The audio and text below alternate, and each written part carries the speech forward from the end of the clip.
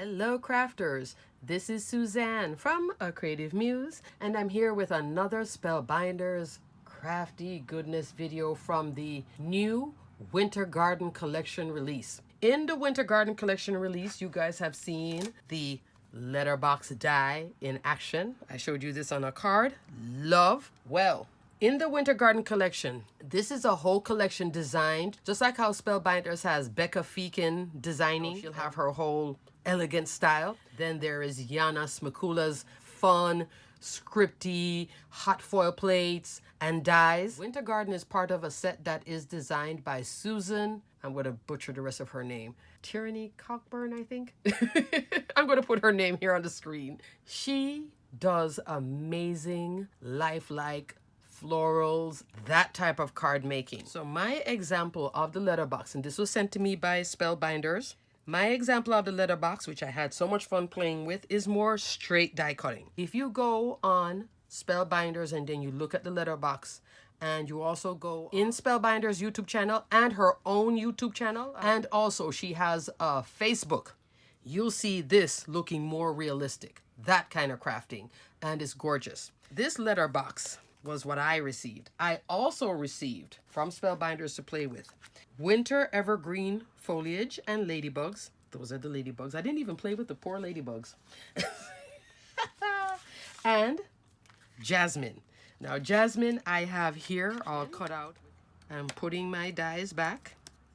This is what she really is known for, these two here.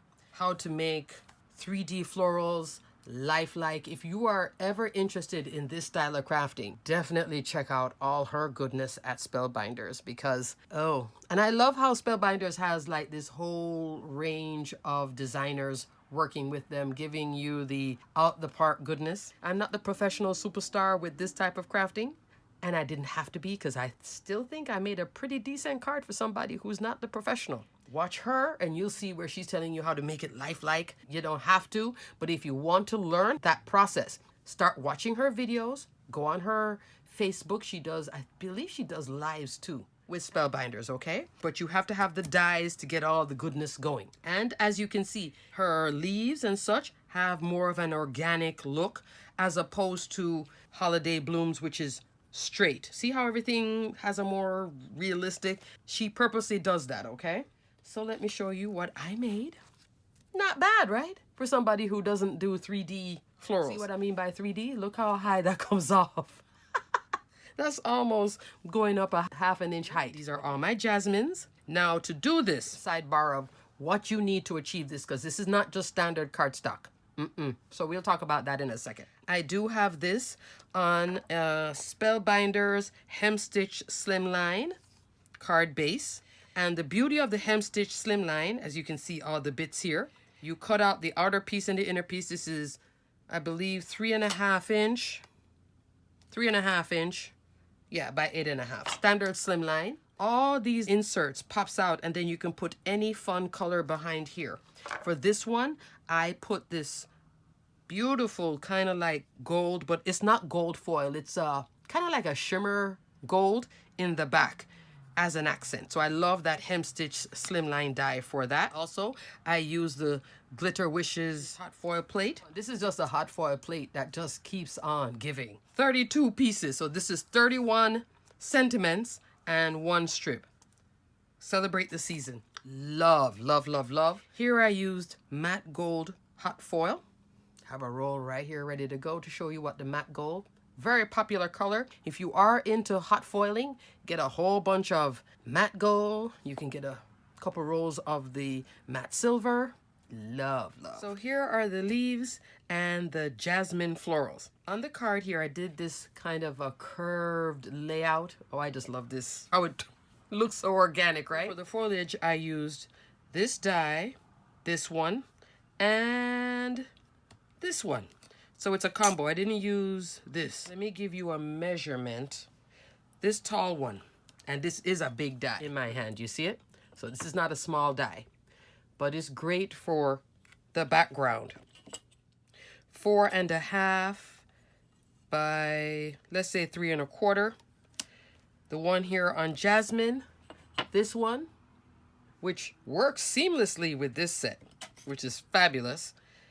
2 3/4 by 1.5. So that's options. This one I did not use. So what I did, I stacked the leaves. I would put, I believe is this going here, tuck in 2 of this, 1 of that, and just made this look. And I topped it off with a little bit of kind of like a paste that looks like snow from my stash. Now I did everything here green. If you look at some other examples, you'll see this all colored in. And then the jasmine. On this card, I used the large jasmine here. And it says 1x. You see that 1x? That means cut 1 time.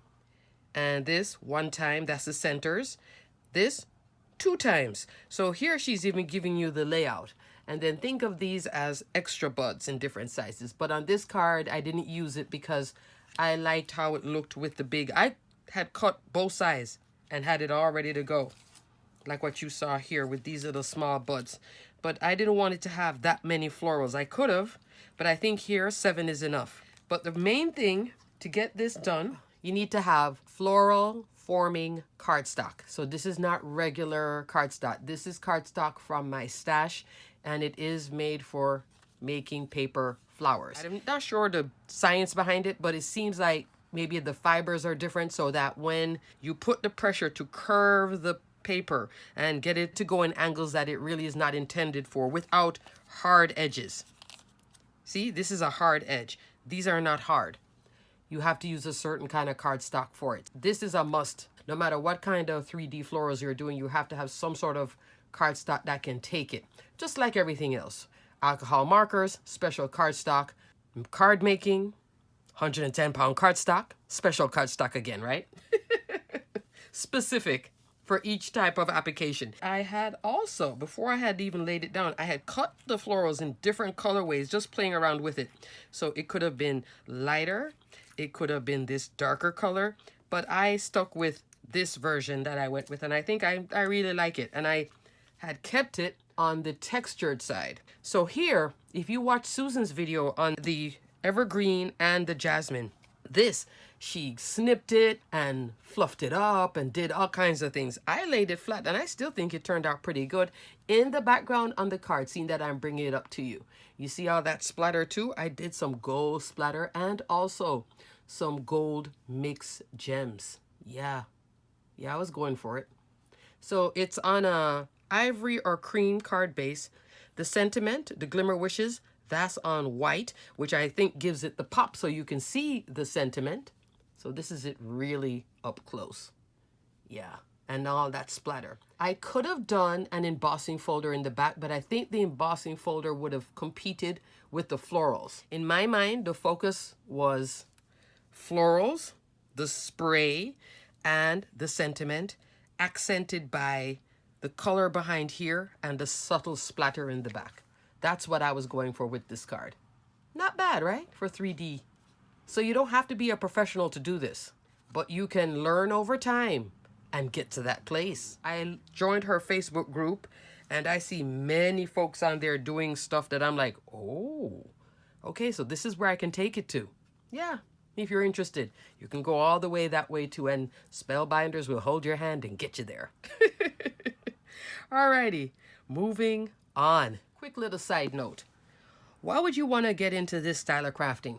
This style of 3D crafting translates beyond just making cards. When you do this style of crafting, that's when you can now go into home decor. Because if you're putting in the time, effort, and just looking at the sizing, you could make beautiful panels and hang it up like wall art with the florals. This, I chose a small bud, the jasmine, because I'm not used to doing this style of crafting, so I went small. She has some that are much bigger, like daisies and all kinds of flowers. And I will put just a link for her section in Spellbinders so you can see all the different floral goodness, and some of them go on sale too. Love that. Check that out. But when you do that, then you go into a different style. You're now like, I can make a gift for so-and-so, and let's say, for example, you're in a group of ladies, you guys all hang out together, there is 6 ladies, and you're like, this year it's just been super tight,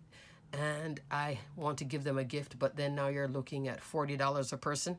Why not make something like this? You purchase a set, you get the paper, and you make them 3D decor gifts. One, you made it, and then two, this lends itself to that type of crafting where when you can make a beautiful home decor piece and it's not something that somebody would just, oh, thanks for a gift card, but they love this type of stuff. Because I've given 3D type decor items to my friends over the years. I have not done this style, and I love this style because it's very elegant and timeless. So keep that in mind with this type of crafting. If you've ever been interested in it, Susan is a good way to get there. All right? For real, for real. And I'm like super interested now myself. I'm like, oh yeah, I love this. Love the florals. And the Jasmine, this is manageable for a beginner. She has some that are like, you know, big, huge daisies and all this type of stuff. Watch her videos. See if it can work for you. You do need the special cardstock for it, though. I cannot stress that enough. I'm going to stress it one more time. Have to have floral forming cardstock to be able to get this done. Moving on. There was a time when I decided that I was going to do this type of crafting, bought the cardstock, never did it. But I have all the tools for it. Spellbinders does just like the stitching. Spellbinders will have the needle, the floss, the awesome stitching dies. Same thing here. They have the tools to help you do this. There is a Susan's flower forming toolkit. I will put links for that. There is her flower forming paper, and then she also has one called the leaf paper. Still have to figure out that one. That I don't have. I just used my own different brand of flower forming. Okay, this one though, the one I have, is meant to run through a die cut machine. What she does is something a little different. The reason why I may eventually get her paper, because this paper that I'm using is for ink blending to do the florals. I use ink here. When you watch her video, she uses Copic markers. I would not use Copic. I can feel it already. I would not use Copic markers on this brand one that I have. If you watch her videos and you want to color and everything, it's not just Nina Copic coloring cardstock. It is her floral cardstock made to use with alcohol markers like Copics. Keep that in mind. I think I'm going to get it because I just want to see what that paper is, because she colors all of this. I did not color mine. I just used ink. That's the sidebar, okay? Why do you need flower forming cardstock in the first place? This is a set that I purchased on HSN from Crafter's Companion. This is all part of Susan will have her set. Let me show you a picture here while I'm talking about it. But the reason why you need special paper, typical cardstock can't take the pressure of using this. I normally wet it, but let me see if I can do it dry. You would put it in the little foam here and you roll it along. Sometimes you can dampen it, but this cardstock is meant for that type of pressure. Regular cardstock is going to crack and not curl. You see what I'm doing? Let me zoom it down so you guys can see it better. Let me go again. So I'm using my stylus. So this is just, like I said, from my stash, okay? But I am going to get her paper because I want to try this whole thing with Copics. And she does simple coloring on the Copics too. There's no shading in it. It's just brown marker, some green on the leaves. I did the whole thing green. Then I watched her video and realized, oh, I should have done the leaf in brown. I know. I don't hate the card though. I'm loving my card still. Let's choose this little puppy right here. You take the ball stylus and you kind of roll it like this. You see? But you have to have this paper to be able not to crack. That's what you use the flower forming paper for. And it can take the pressure. See, I went even further on this one. Let me bring it up close to you guys so you guys can see. You can go as deep as you want. This is paper that's meant to bend. You can use your fingers. You can use the stylus to bend it on. But it can take a licking, is what I'm trying to say. That's why you use flower forming cardstock. Hers goes with alcohol inks. The brand I'm using does not. This one only goes with ink blending, which is what I did here. So I did some ink blending here. Let me show you a picture here too for her example so you guys can see it all in action with the letterbox. That's the center. You run this through and then you roll it by hand, and I just glued it and stuck it in there. I also used some gold shimmer in the center because I just can't help it. with the gold shimmer. And then I had some little puff paint thing that I found from my stash and put it as snow. This is another form of crafting that I'm like, always wanted to do. Had all the tools ready for it. Never did it. So I've had this for years. It's brand new. Now I'm using it, and like I said, I want to get her paper because I want to try the coloring and use the stylus and see how that works, okay? Alrighty, crafters. So I hope you love my slimline card. I could have made it smaller and done like an A2. There you go. That's around A2 size. But I like the wow of the slimline for all of this floral goodness.